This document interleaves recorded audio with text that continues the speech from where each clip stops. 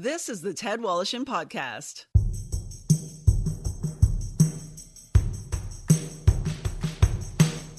Brought to you by Tom's Place. For the finest in men's clothing at unbeatable prices, it's Tom's Place at 190 Baldwin in the heart of Kensington Market. Tom's Place will suit you. And Halenda's, the meat people. Enjoy their award-winning products at selected Metro, Sobeys, Fortinos, and Foodland locations. Halenda's, the way sausage should taste.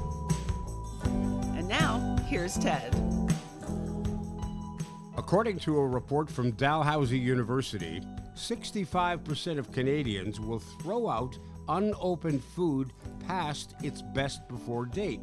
And yet, best before dates indicate peak freshness, not food safety. Joining me to discuss the consequences of such actions is food loss advisor and member of Canada's Food Policy Advisory Council, Lori Nikkel. Hi, Ted. I'm happy to be here. Before we get into the Dalhousie survey here, one of the things that strikes me is not only is this all this food being thrown away, but it's ending up in landfills, and there are consequences to be paid for that action as well in regards to what it does to the climate and the environment. There absolutely are. And I think most people, when they think food loss and waste, they don't automatically think climate change. But food loss and waste in landfill is about 8 to 10% of all the greenhouse gas emissions globally. Wow. So as I mentioned at the outset here, 65% of Canadians throw out unopened food past its best before date. I think one of the problems is the best before date is confusing for some people. And as you said, it indicates freshness, not food safety. But people look at that and they say, well, if it's best before, why do I want something that isn't at its best? Because I think you're right. I think people are confused and they think it's about food safety. And they confuse the word best before with expiry. And Canada has like great safe food. So we can all be very proud of that. But, you know, most of this food that even has a best before date doesn't require one and shouldn't have one at all. Only food that, you know, is going to spoil before 90 days is required to have a best before date. Everything else doesn't need it. So when we see it on these foods, these canned foods that will last for years, it's just really a way to move food. Shouldn't there just be simply an expiry date on all foods? Well, there is, in Canada, we have 5 foods that do expire, and you should absolutely not eat those foods after that date. And it's based on the nutritional complement of the food. So baby formula, products like Ensure for seniors, protein replacements or meal replacements. The other 2 are by prescription only. And the reason you shouldn't eat those is because if you're a baby, you need the nutrition there. You're not getting it from Whole Foods because you're not eating them yet. Yeah. Everything else, though, best before date, really just, and it's conservative at best. Yeah. So when you saw the results of this study that Dalhousie did, were you angry, frustrated, combination of both? Yeah. I've been doing this a while. I'd say I wasn't surprised, right? I mean, I think there's a couple challenges here. One is we did research called The Avoidable Crisis of Food Waste, which I'll speak to a little bit. But I also feel that the consumer takes a lot of heat. And it's a supply chain issue. It's a systems issue. So it's not just happening at the home. It's happening across the supply chain where food with a close to, sometimes not even a close to, or just past best before date is being destroyed. So it's frustrating, and it's frustrating because it's a fairly new phenomenon, right? Like we didn't have best before dates before the 70s. Yeah.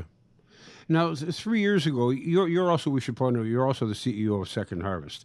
And 3 years ago, your organization released a report that indicated that in Canada, 58% of all food produced for Canadians is either lost or wasted, which is equivalent to about 11 million tons, which could be redirected to support communities in need.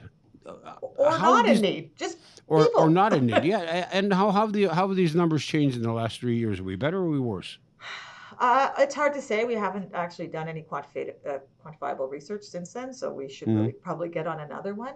I think supply chain challenges have disrupted things in both ways. So in some areas, you're seeing less waste, and in some areas, you're seeing more. So during COVID, when the restaurants closed down, what we saw was this huge influx of waste, actually, because all of this packaging, and they were like rather large packaging, couldn't go to restaurants, they were closed. And so, what were you going to do with that food? And so, we Uh-huh. saw a big spike. And then in other areas, you saw, like after that, we've had supply chain issues where we're actually not even meeting the needs of Canadians with the food that's coming in. So you'll see a dip, but it really depends on the category of food. It depends on where it's coming from. So without the quantitative measurement this year, it's really hard to say. I think there are certain foods that are more vulnerable to being discarded. And my producer Becky Coles and I were talking about this earlier, and she had mentioned chicken. Chicken's one of those things where it's like I don't even want to come anywhere close to a best before when it comes to chicken because chicken scares the hell out of me. Yeah, but that's about learning to cook your food properly, right? Like, I mean, Yeah, I think we've all been inundated. Don't get salmonella, right? Nobody wants it. To be fair, how many people do you know that's ever had it? I don't know, one no, person. So that's about not even the best before date. That's about how to cook food properly so that you don't get sick from it.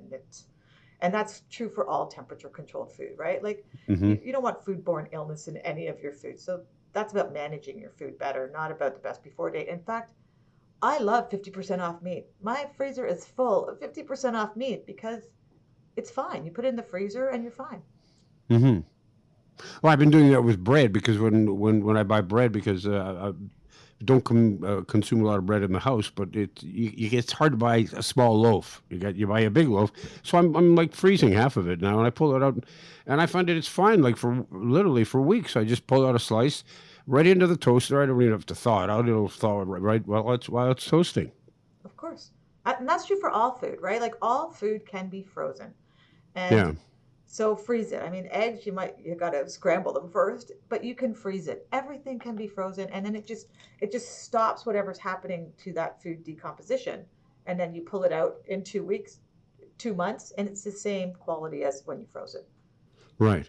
And I think that in the last, and correct me if I'm wrong, but probably in the last decade or so, since people have been getting into smoothies, a lot of people are finding, oh, this banana is about to go bad. Instead of throwing it out, I'm going to put it in the freezer, or I'm just going to throw it in the blender and turn it into a smoothie, right? Yeah, I mean, I think there's a lot of bananas that are sitting in freezers for everybody really believes they're going to Yeah. make banana bread one day, and then they never do. But Yeah. Exactly. but sure, there's lots, and I think it's that extra step where you have to say, okay, what can I do with this food? How do I clean up my fridge at the end of the week so that I've used everything up, or how do I just not buy as much food? Like I think we also have this consumerism happening where you go shopping without actually knowing what's in your fridge, and then you go, oh yeah, I had tomatoes or cucumbers or whatever you had, and then you're disposing of it, which is Yeah. not economically smart either. Well, I mean, people say that you should be shopping like 2 3 days a week as opposed to going once a week. So this way you're picking up fresh food and you're not as tempted to throw it out. But then on the reverse side of that is that means you're in your car 2 3 times a week as opposed to 1 day a week. Now you're adding to other gases and other pollutions and in carbon. Sure. You know what I'm saying? It's like you Yeah, can't win for losing. no, but there's a bit of an elitist system when you think that in Canada. Like most people can't go shopping more than once a week because A, they don't have transit. They might have public transit. There's an expense to it. There is the Yep. carbon emissions to it. They might be living in areas that aren't actually, you're not walking by. We don't live in a very walkable city in some areas. You're not walking by a hmm grocery store. So, I mean, that's nice. And if I'm living in Europe, that makes a lot of sense, but Canada, not so much. So it's No. really more about managing, like, having a list. It's that old fashioned stuff. Just to have a list. Look through your fridge. Buy less. I think what happens is, no, I know what happens is everybody overbuys because they never want to be without, right? There's this mentality of I can't be without, and company comes over. Well, company's not coming over, and you're probably going out for dinner one night this week anyway. So Yeah. what I find is people, once they start doing that, aside from saving money, they realize that they didn't need as much food, and then they form this habit of less and less and less until they hit the, okay, this is what I need for my family. Also, when you have children, right? Like you hmm always buy a lot of food. I have 3 sons growing up. Oh my gosh, we had so much milk. But now they're all grown up. It's like, how do you get to that place of I'm so used to buying this much food for a family, but now there's two of us. So Right. how do I, change my shopping habits? Ted Woloshyn returns in a moment. Have you been tasked with the role of a state executor or expected maybe in the future you will be? Well, if so, let me make your life a lot simpler by introducing you to my friend Debbie Stanley. Debbie is the founder of ETP Canada. They specialize in estate administration. Their goal simply is to help Canadian executors understand their role and how to deal with the loved one's estate. Let's face it, there's no school for this, but ETP Canada offers services such as executor support, estate accounting, and they have a new online course called Executor Ready. It's an engaging video designed to make estate administration easier and affordable. And those are two comforting thoughts during a stressful time. So call Debbie Stanley at 1-866 309 0387. That's 1-866 309 0387. Or you can get her at info at etpcanada.ca. That's info at etpcanada.ca. Okay, once again, it's time to drop down to our favorite location in the heart of Kensington Market. That, of course, would be Tom's Place, and there we find the proprietor, Tom Mihalik. And a lot of people heading back to work. I can see it on the roads and the streets and the buses and the public transit, and that means that people are looking for clothing. Not everybody wears a suit to work. Not everybody wears a tie, but people's weights have altered over this COVID period, and now they just find themselves looking for something that fits better and maybe something that's just a little bit more contemporary. Teddy, you said it so beautifully. You really are right on the money. Ted, it's very difficult to argue with you. You know, the days of ties and shirts are gone. You actually have to also put on a pair of pants. And people, when they're putting their pants on, they realize, wow, we have gained weight. But that's not an issue. That's not a problem. You come down to Tom's Place and we'll hook you up. And people are looking and shopping for comfortable clothing that makes sense, and clothing that they need to go to work. And there's no better place than Tom's Place. We have wonderful sweaters for you. Yeah. We have great shirts and great merchandise. And I mentioned that to a friend the other day. I said, you should drop by to Tom's Place. He said, I don't need a suit. I said, I'm not talking about suits. But how about a nice shirt? How about a nice sweater? How about a nice coat? How about a nice scarf? All kinds of different clothing. And the prices, well, really, you can't beat it. The service is outstanding. The staff has been there for so long, as has Tom's Place. And there's reasons for that. It's because it's a great place to shop. Tom's Place, 190 Baldwin in the heart of Kensington Market. Thank you, Ted. Now back to Ted Wallishin.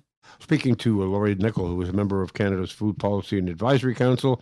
She's also the CEO of Second Harvest. The price of food has just skyrocketed, as is everything in the last year or so. Do you think, keeping in mind the fact that you're paying in some cases 20-30% more than you were a year ago for some certain food products, that people might be more mindful of throwing foods out? Like, are we going to see better results the next time we do a survey because of this increase in food price? I think it depends on what your economic status is, to be honest. So certainly some places, or they'll change what they're buying. Maybe it'll change the name brand that they're buying, or I think we're seeing it in higher, more expensive foods or meat products. You're buying less. So I like to think so, because I think people are actually buying less and being more thoughtful about their purchases. Yeah. But then we seem to find a way. Yeah. Find a way to still waste. And we've also created waste systems, right? So you don't even have to see it. Instead of preventing it, we just think, oh, well, we have a compost bin or we have a garbage can, and you don't actually see it. So you don't even realize how much money you're throwing away. Right. When you go to grocery shopping, you should always, as you mentioned, you should always have a list with you so that you don't buy something that you already have, or consequently you don't forget to buy something that you needed to buy. But you talked about buying meats that are 50% off. A lot of people hesitate to do that because they think it's about to go bad. If you're concerned about buying foods that have been reduced in price because they're coming very, very rapidly approaching their best before date, what do they do to get over that? Do they buy it, take it home, and then how do you know whether it's going to be okay, other than just by what's stamped on there? Are there sniff tests? Are there other ways you can figure out whether or not it's good or not? Well, I'd start with this first. We have rather large retailers. They're never going to put themselves on risk by giving you food that has spoiled. That's not in their best interest. So right away think of I what's the wish I risk could of believe the you.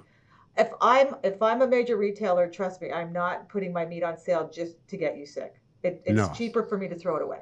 So I like right away. I think there's consequences to that, and for sure, there's lots of ways to understand what food is good and what food isn't good. But a lot of it is just you're right, common sense, right? In I mean, go to the Second Harvest website. Well, there's actually a list that shows you this is how long food is good for after the best before date that has been placed on it. So do some research. But a lot of this is just common sense, right? Like best before dates they were not around in the 60s, and No. people were doing fine. We have very safe food in Canada to start with. Like we take food safety, we're one of the safest in the world. So start there. Like start with the premise that our food is safe, Hmm. and then do the sniff test. And if you're not comfortable, like Second Harvest is not advocating for anyone to eat spoiled food. We're not. Nobody should. No, no, of course not. You should just know what a best before date means. Right. Let's talk about the work that Second Harvest does and how Second Harvest differs from food banks. Explain exactly about the work that Second Harvest does do. So we do food rescue, and what that means is we rescue perishable food. So we're very much in the space of produce, dairy, protein, because that is the food that is hardest to access when you're low income. Hmm. And although we work with food banks and we provide food to them, we're not in a membership model. And so one of the research projects that we did was called Canada's Invisible Food Network, where we identified where are all the charities and nonprofits in Canada that are supporting people with food. Because to your point, most people think food banks. And I know that that's not all the places that we're supporting. And we learned there's 61,000 charities and nonprofits providing food to communities. 61,000. There's Wow. about 4,500 food banks. So this is huge invisible network trying to get food out. So what Second Harvest does is we connect them to that food. So we have national partners like Loblaws and Sobeys and Starbucks and many, like, I don't know, 5,000 of them. We have a fleet and warehouse where we move food, we transport food safely. We do research. We have an app. We connect food directly to nonprofits across the country. Right. And send it on planes and boats and trains and just make sure that food stays out of landfill. Because really our goal is to reduce the amount of food that's lost and wasted for environmental reasons, period. Is is there anything that people can do with food that's left over? Let's say you've had a party, you've prepared food for 30 people. For some reason, inclement weather rolls around and only 10 people show up. Now you've got in excess of food for in excess of 20 people who didn't show up.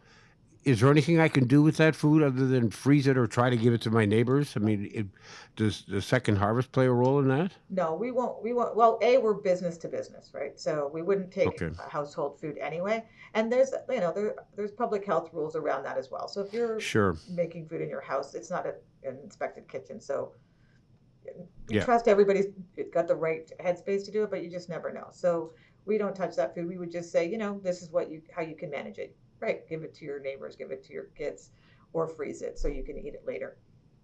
Hmm.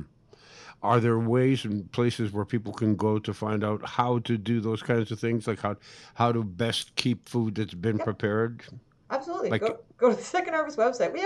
We're all about trade education. There's tons of oh, resources on that's there why I'm to asking. I Yeah. know, no. Okay. Good. Thanks, Ted. Yes, absolutely. Well, So well, no, because I mean, a lot of people just don't know. They yeah, look and they say, well, like I mean, I made out this huge pot of chili, and what can I do with it? Well, you can freeze chili. I mean, that I yeah, know, right? But not everybody does know that, right? right. Yeah, absolutely. Agreed. And I think it's this the sandwiches. Like it's kind of hard to freeze a pre-made sandwich. Yeah, Not yeah, it is. impossible. It might not taste very good after though. But there's also some food that once it's been frozen and you thaw it, you can't refreeze it. Is that a fact? I think so. Yeah, I'm pretty sure about that. Which ones? There are. I think they tell you that like certain meats, like a ground beef, for example. If you buy some ground beef and you put it in the freezer and you take it out and you thaw it, but only cook part of it, that you can't put the thawed part back into freeze. That I'm not necessarily that it's going to make you sick, but it's not necessarily going to taste very good. And that's a fact. So, and that's true for everything, right? Like if you freeze food, there's a certain amount of time where you should really eat it by. You can freeze meat for 2 years, but exactly your point. There's no nutritional value to it anymore. It's going to taste terrible. It's going to look terrible, but it's not going to be poison. So for sure. Um, and I think there's ways of managing, even if you're like ground beef is a great example of something where you're going to get a big package, and before you even put it in the freezer, you should probably just partition it out the way you're going to use it Yeah. instead of just throwing it into your freezer right away. It's a bit of extra work, but you're going to save yourself money and the garbage in the end. How much wastage are we seeing in terms of the condiment sector? Like, are people throwing away a lot of mustards and ketchups and mayonnaises and relishes, etc.? It's a good question, Ted. I would have no idea about that. Because it's like sometimes you wonder how good is this mustard? How long is this mustard good for? And you would think, well, there's probably enough stuff in there that'll be able to keep for a long time. And I think anecdotally, it's the one thing that you don't actually see getting thrown out a lot. You're right. Like people just keep their mustard in there for years, but they don't think about that with the other products in their fridge. Yeah, yeah, exactly. Uh, we're better educated now than we have been, 5 years ago or 10 years ago, 10 years ago.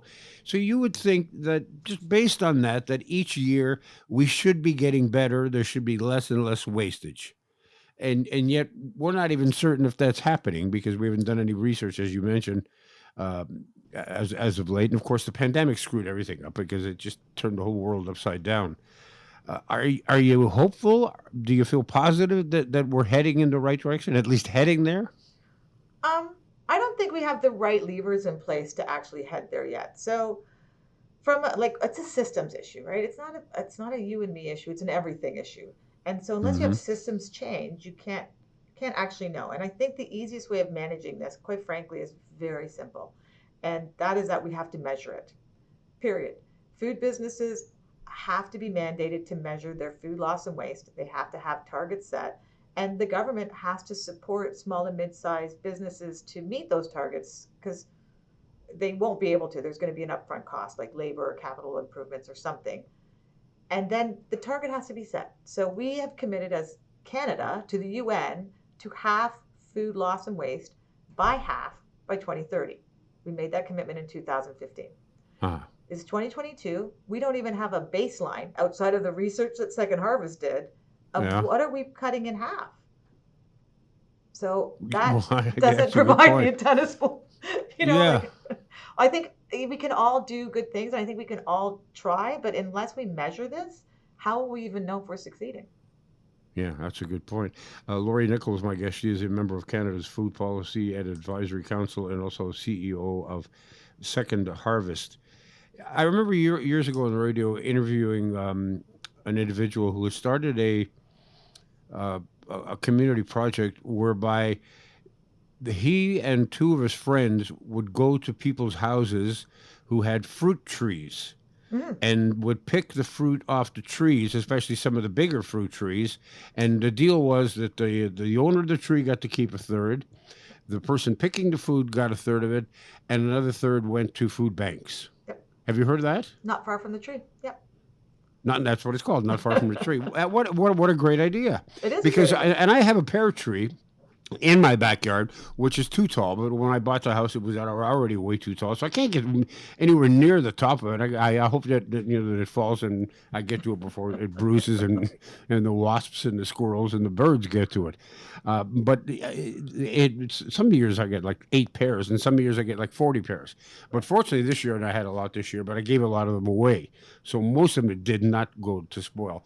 But you see, some people have 3, 4, 5 fruit trees in the yard, and I'm thinking, unless you're seriously into canning, that's gonna go bad. Yeah, absolutely. I think not far from the tree is great. I mean, it exists only in Toronto, as far as I know, and only certain parts of Toronto. I haven't heard of any across the country. But if you do have some trees, it's well worth reaching out to them to see if you can get on their list. Yeah. Now, if people would like to get involved with Second Harvest and either help financially or volunteer, and I'm sure you're always looking for volunteers, what's the best way for them to do that? Please visit the Second Harvest website at secondharvest.ca. If you have food and you're a business, go to food secondharvest.ca food rescue, and then we can work with you on making sure that food gets to a good charity or nonprofit. All right. This is great stuff, and I'm feeling guilty as hell, by the way. Well, then my job is done. Yes, your job is done, Lori. Every time I go into my fridge and I see something sitting there that I know I'm going to throw out, I'm going to see your face and I'm going to go, "Oh my God, I should never have spoken to this woman. I can't walk into my fridge anymore." No, you can. You're just going to do a better job. That's right, and I will do a better job, I promise you. And kudos to you and to your colleagues for the great work that you do at Second Harvest, and continued success to you in that vein. And I will do my best. Thank you, Ted. Thanks for having me. I promise you. All right. That's Lori Nikkel, CEO of Second Harvest, member of Canada's Food Policy and Advisory Council. And you can email her if you're not feeling guilty enough about the food in your fridge, and she'll respond in a motherly way. All the best to you. Thank you. The Ted Wallacham Podcast has been brought to you by Tom's Place. For the finest in men's clothing at unbeatable prices, it's Tom's Place at 190 Baldwin in the heart of Kensington Market. Tom's Place will suit you. And Helenda's, the meat people. Enjoy their award-winning products at selected Metro, Sobeys, Fortino's, and Foodland locations. Helenda's, the way sausage should taste. The Ted Wallacham Podcast is produced by Joey Roselli. Technical production by Paul Gatt. Music by Bike Thieves. I'm Becky Coles. Submit your questions and comments to ted@twmedia.ca.